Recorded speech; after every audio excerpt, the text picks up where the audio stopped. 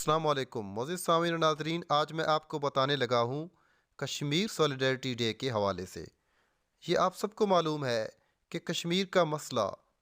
پچھلے 72 سالوں سے جاری ہے اور ابھی تک یہ مسئلہ لا ینحل ہے، اس کو حل نہیں کیا جا سکا، اور اقوام متحدہ صرف اوپر سے ہی کوششیں کر رہا ہے اور کشمیری مسلمان آزادی چاہتے ہیں،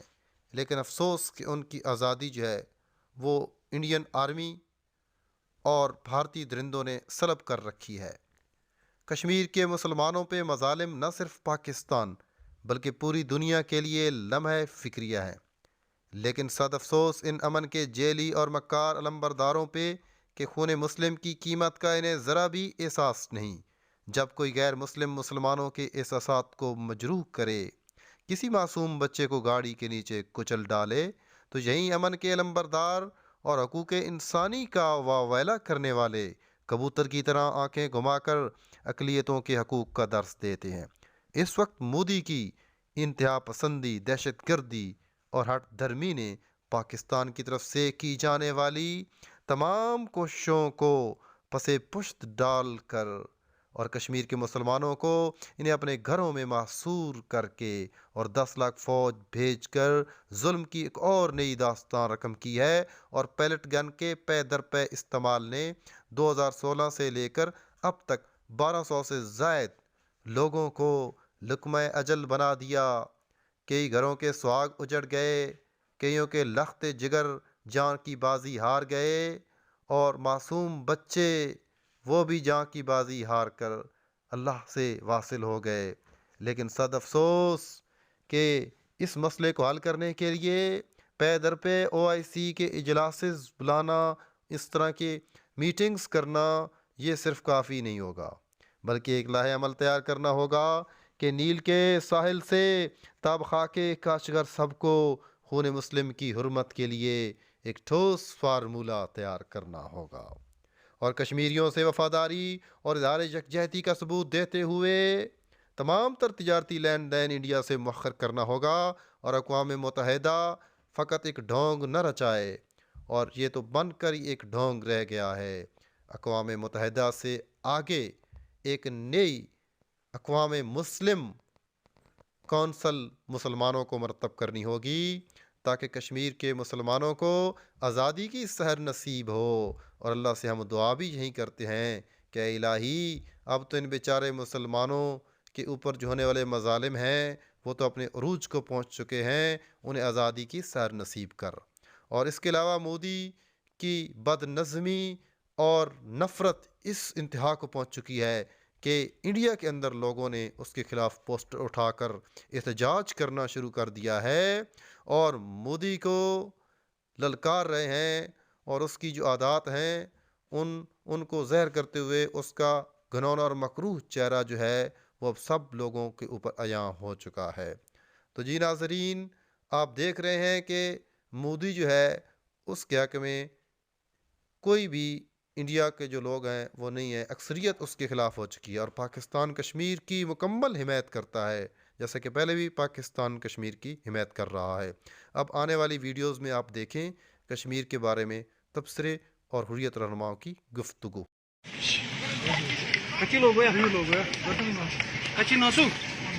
26 جنوری کی آمد پر آپ کو گرفتار کیا جا رہا ہے، تو اس کے بارے میں آپ کو خود اندازہ ہونا چاہیے ہندوستان دنیا کو بول رہا ہے 26 جنوری کو ہندوستان کو جمہوری ملک بنایا۔ جمہوریت کا مطلب ہے لوگوں کی جمہوری رائے کا احترام کرنا۔ خود ہندوستان نے کشمیری لوگوں سے نہ صرف انٹرنیشنل کمیونٹی میں بلکہ اپنے پارلیمنٹ میں اور یہاں لال چوک میں ان کے وزیر اعظم نے یہ کہا کہ ہم نے کشمیری لوگوں کو جمہوری حق کا وعدہ کیا ہے کہ وہ اپنے مستقبل کا خود فیصلہ کریں گے۔ اگر وہ یہ جمہوری حق ہمارے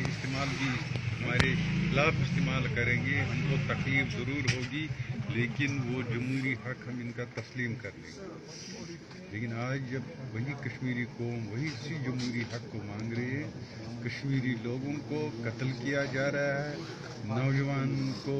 تحقیر کیا جا رہا ہے، تلاشی کے نام پر south Kashmir, north Kashmir, central Kashmir میں گھروں کو لوٹا جا رہا ہے، گھروں کو بلاسٹ کیا جا رہا ہے، گھروں کو آگ لگائی جاتی ہے،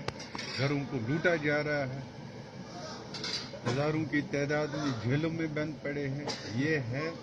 جس جمہوری حق کا خود ہندوستان نے وعدہ کیا، اسی جمہوری حق کو مانگنے کے لیے کشمیری لوگوں کے ساتھ یہ حال کیا جا رہا ہے۔ اس لیے خود ہندوستان یہ بتائے کہ ان کو کوئی جمہوری دن منانے کا کوئی حق بنتا ہے، آج ہم کو گرفتار کر کے لے جائے، اور ہندوستان کہتا ہے ہمارا ملک جمہوری ہے۔ اس لیے کشمیر کے اندر ہندوستان جمہوریت کی روز عصمت دری کرتا ہے۔ ہندوستان کو کوئی حق نہیں ہے اپنے ملک کو جمہوری حق کہنے کا، تب تک جب تک نہ وہ کشمیری لوگوں کو وہ جمہوری حق دیں گے جس جمہوری حق کا خود ہندوستان نے کشمیری لوگوں سے وعدہ کیا۔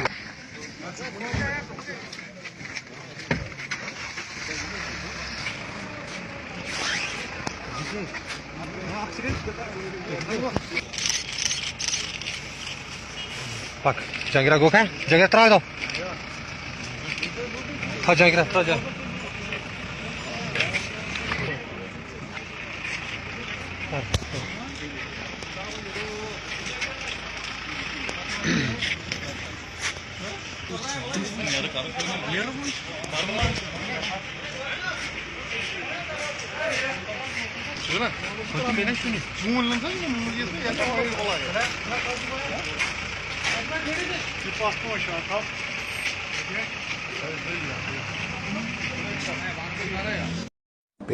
ہم نے برہان وانی کی شہادت کے بعد دیکھا جس طرح پیلٹ گنز کا استعمال ہوا، اکنامک بلاکیڈ ہوا، اکانومی کشمیر کی توہہ برباد کر کے رکھ دی،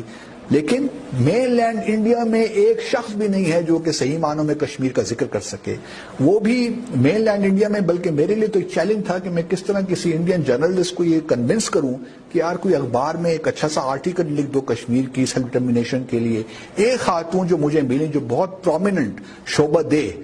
شی روٹ این آرٹیکل، اس سے میں نے ملاقات کی، سمجھایا، تو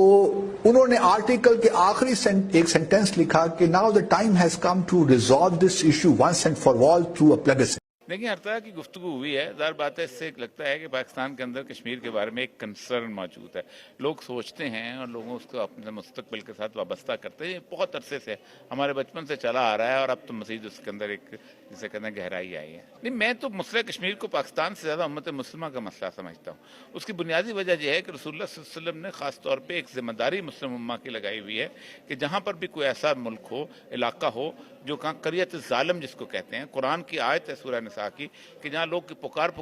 کہیں ہمارے لیے کوئی مددگار بھیجو، تو اس کی مدد کرنی چاہیے۔ یہ بحیثیت مسلم، اور اس میں یہ ضروری نہیں کہ وہ مسلمان ہوں، لوگ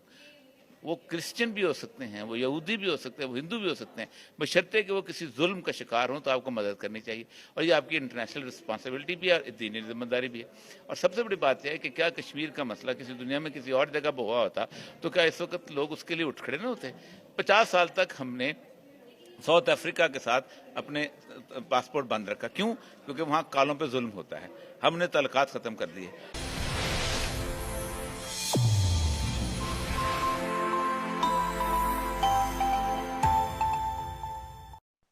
مودی نے کیسے گنانو سازش کا آغاز کیا؟ آنے والی جو ویڈیو ہے اس میں آپ اس کی سٹیٹمنٹ سنیں مودی سرکار کی، آپ کو پوری طرح سمجھ میں آ جائے گا۔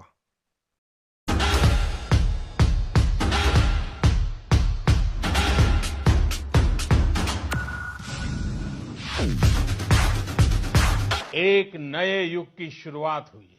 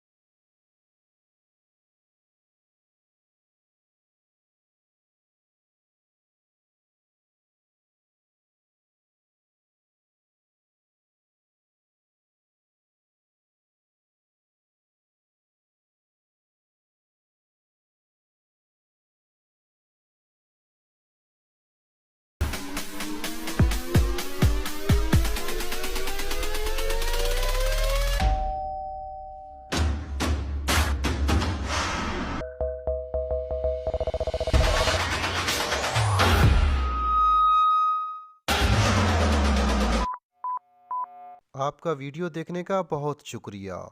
میں امید کرتا ہوں آپ کو یہ میری ویڈیو پسند آئی ہوگی۔ اس کو سبسکرائب کرنا نہ